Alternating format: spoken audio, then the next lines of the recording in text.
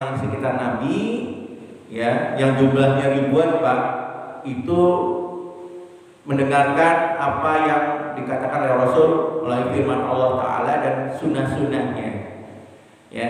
Tapi dari ribuan sahabat, Pak, ini perlu diketahui ya, Pak, yang menjadi ulama fikih, ya, ulama fikih itu cuma sedikit, Pak. Nggak semua sahabat itu adalah ahli fikih, ya. Tidak semua sahabat ahli fikih, ya.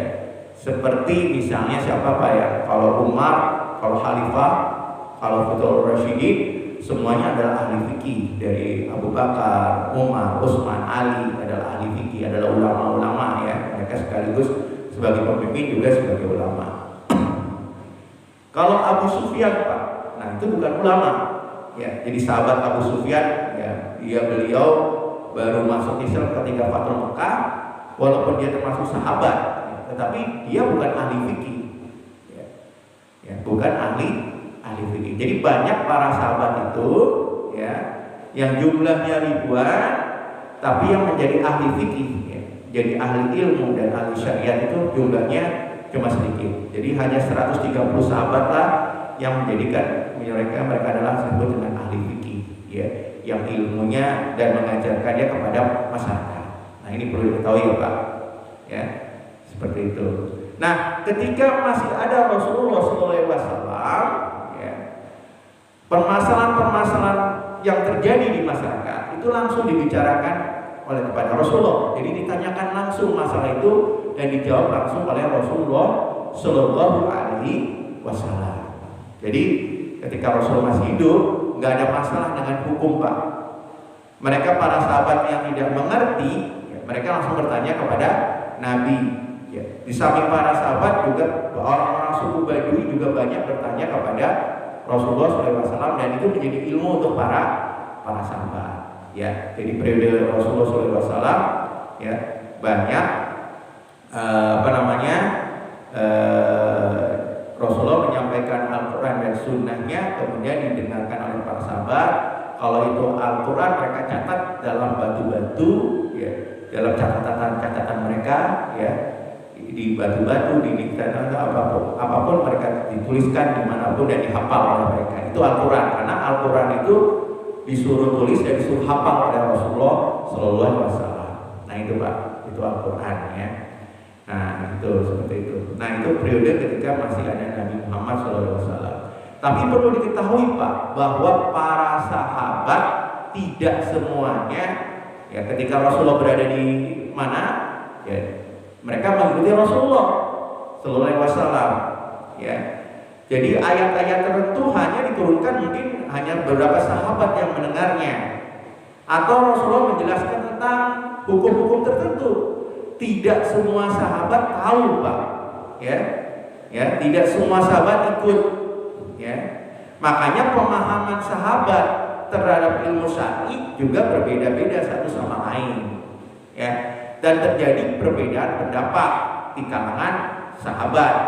Misalnya contoh, Pak, ya, Ibnu Abbas radhiyallahu anhu, ya, itu di dalam hadisnya mengatakan bahwa Rasulullah SAW, ya, itu ba'da sholat itu zikir, ya, zikirnya jahar.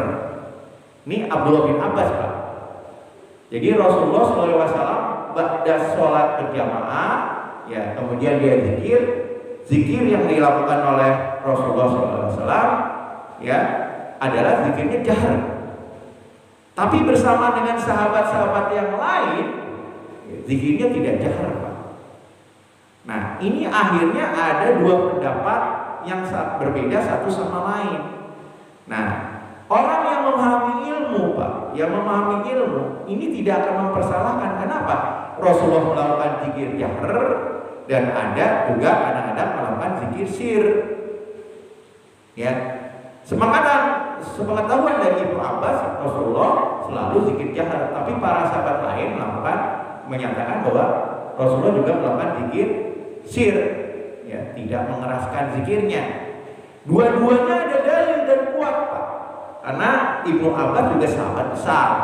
Nah ini akhirnya, ya, ada orang yang hanya mengetahui satu saja, yang menyatakan bahwa zikir itu adalah yang dilakukan oleh Nabi Muhammad adalah zikir sir. Ya.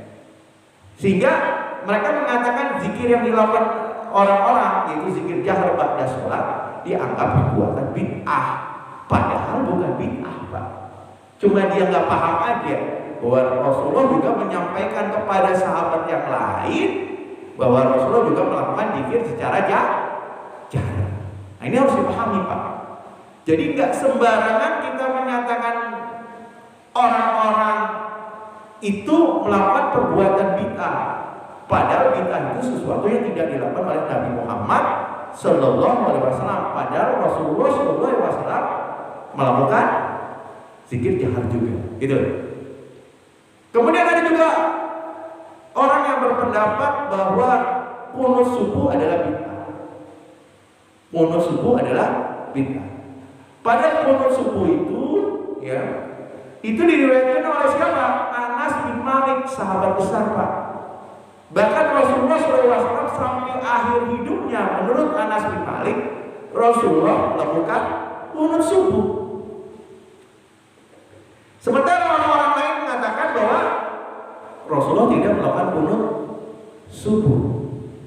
Jadi Rasulullah di tempat tertentu melakukan qunut subuh, di tempat lain tidak melakukan qunut subuh. Nah, kedua-duanya adalah benar. Sehingga kita harus memahami ya, dua dalil tersebut. Jangan sampai kita menyatakan bid'ah kepada perkara sesuatu yang memang bukan bid'ah, karena Rasulullah sendiri mengajarkan.